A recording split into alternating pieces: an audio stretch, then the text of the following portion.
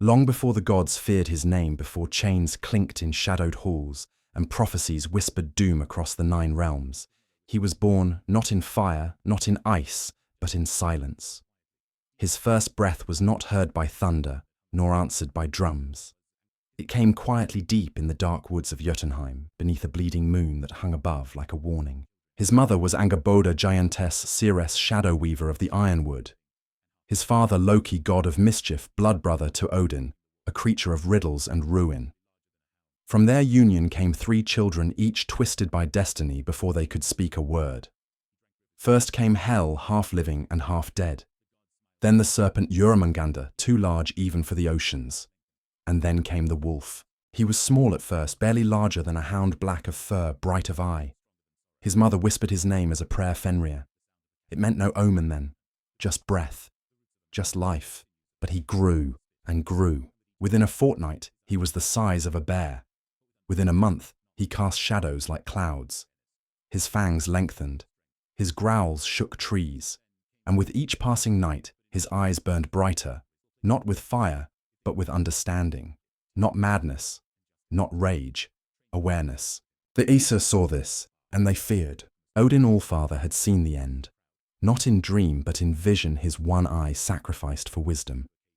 He saw a wolf vast as the sky, a jaw opening wide enough to split the sun, a scream that drowned out thunder.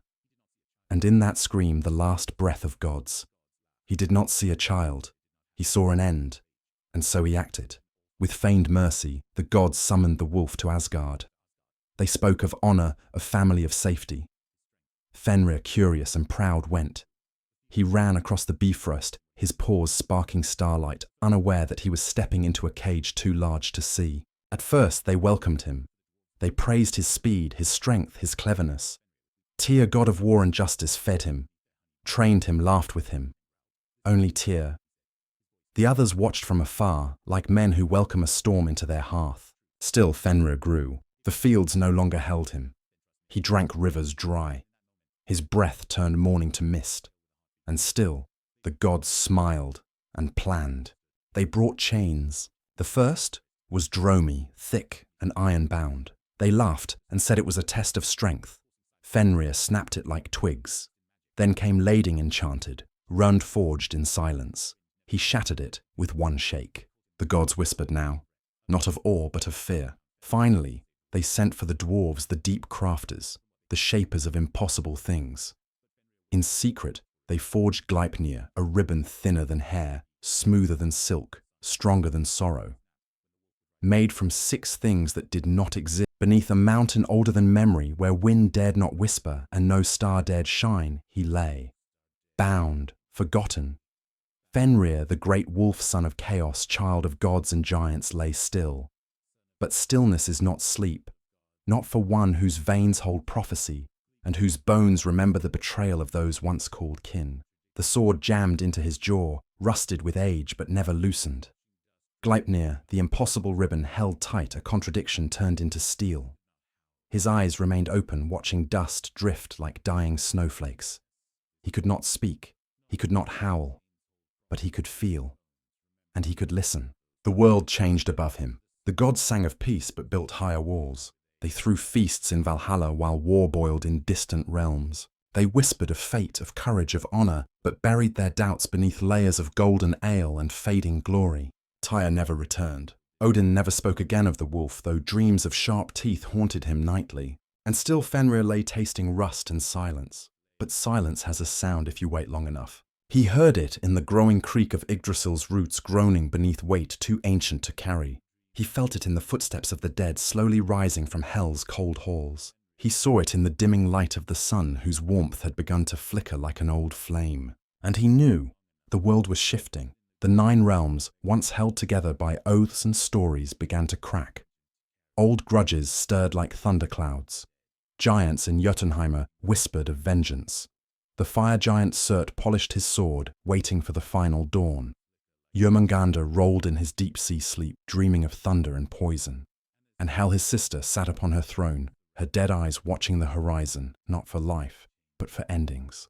Ragnarok, the word had echoed for ages in the minds of gods and mortals alike, but now it pulsed like blood beneath skin. The end was not coming, it was waking.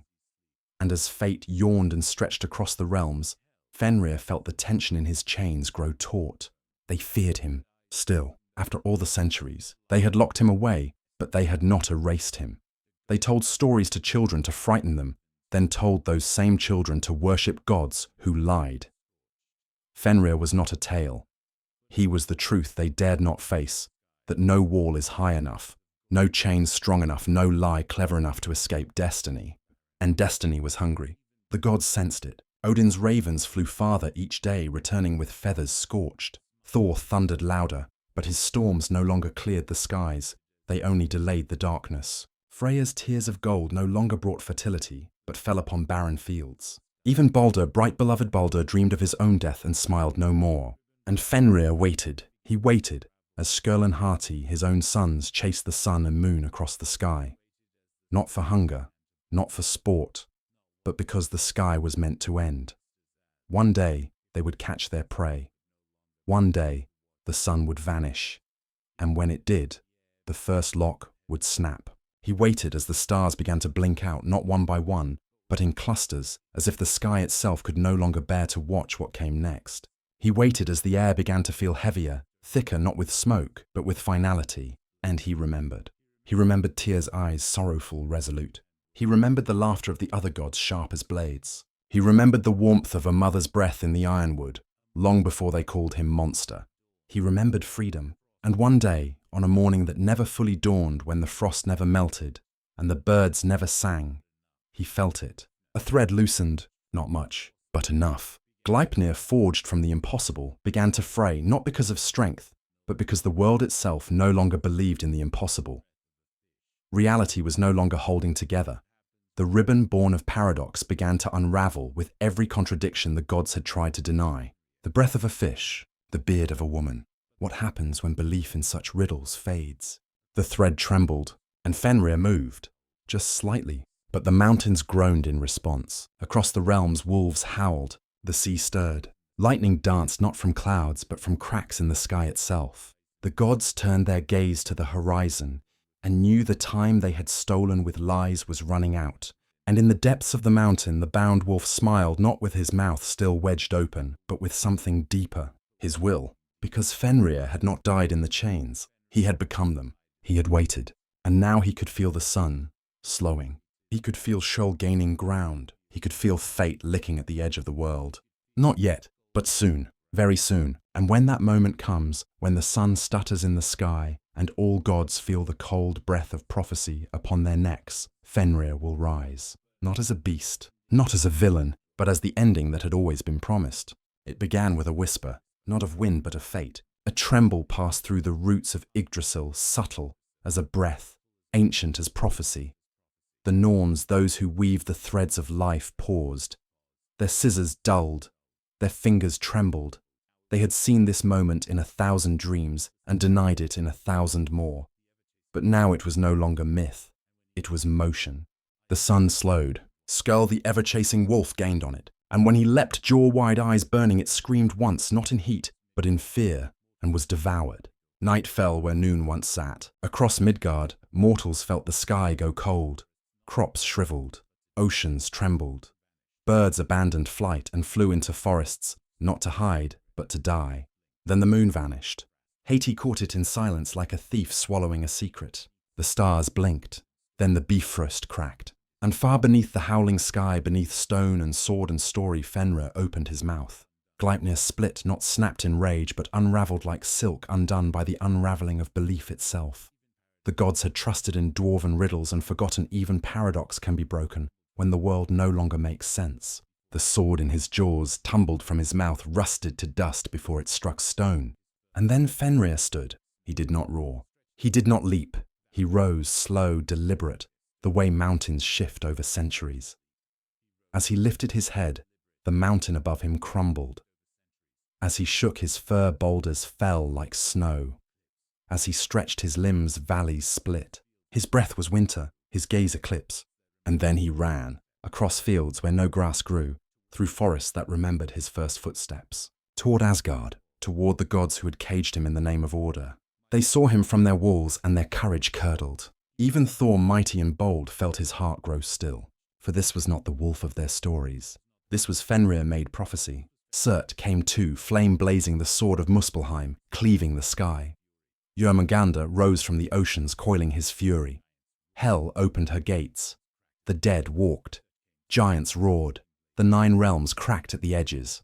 This was Ragnarok, and at its heart was the wolf. Odin mounted Sleipnir's spear in hand, one eye sharp, the other blind to what even foresight could not alter.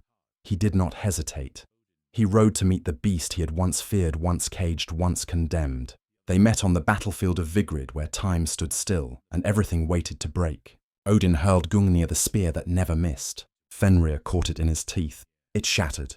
Then Fenrir leapt, his jaws stretched wider than sky. His breath peeled bark from trees. He struck with the weight of all betrayal. And Odin Allfather vanished into his maw.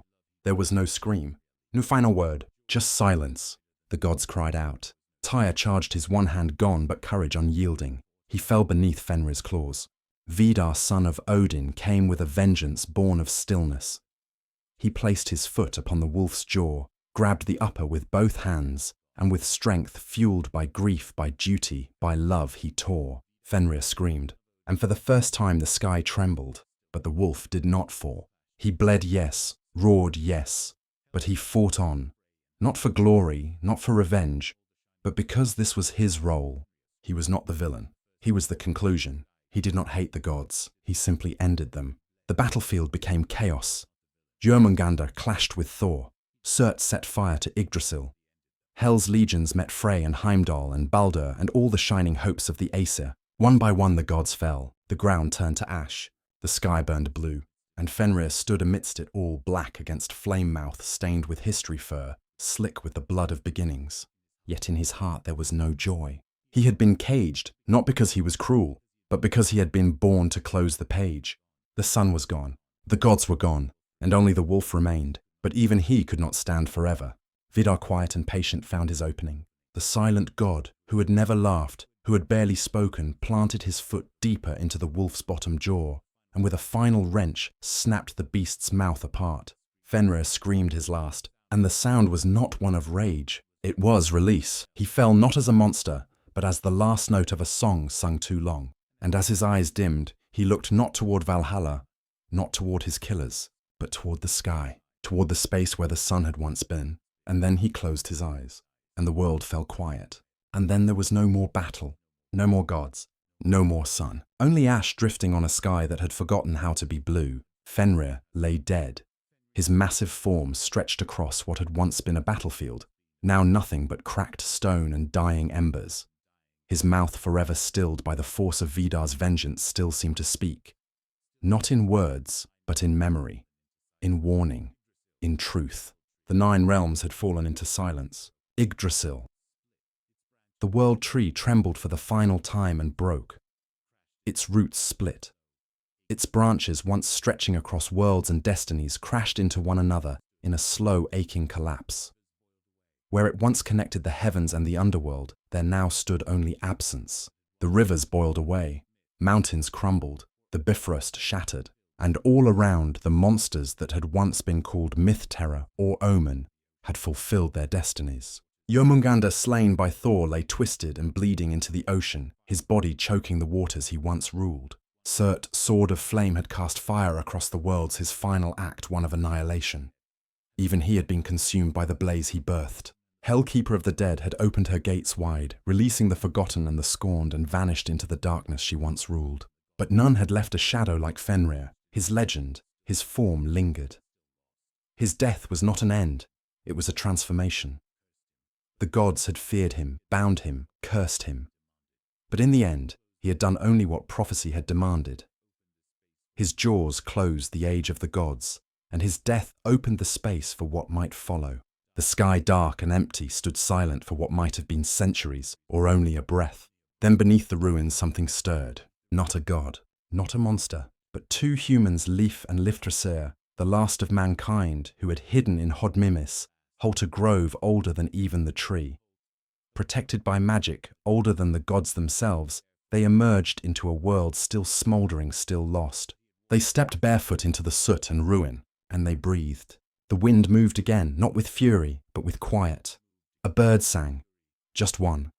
Its voice cracked the silence. Somewhere beneath blackened soil, green began to push upward. Not defiant, not triumphant, just present. Because the world was not gone, only changed. And what of Fenrir? Would the new age speak of him as monster, as villain, as doom? Or would they finally see him as he was a creature born not of hate, but of design? A being whose only crime was being necessary. He had not chosen his fate, but he had walked it with strength, with silence, and in the end with truth. And perhaps in the wind that now rustled the leaves of newborn trees, his howl remained. Not to frighten, not to threaten, but to remind that even gods are not forever. That every cycle must break, and that sometimes the darkest creature walks ahead, only to make room for light. The sun would rise again, not the same sun, a gentler one. And when its first rays touched the scorched back of the land, it glinted for a moment off the bones of the wolf, then moved on. Leif and Livthrazir did not look back. They walked forward toward a world with no names yet, a world waiting to be born, a world that would one day tell stories. And when they did, they would speak of Fenrir, the wolf who devoured the sun, the beast who swallowed the sky, the monster who ended the gods. And perhaps, just perhaps, they would call him not monster, but beginning.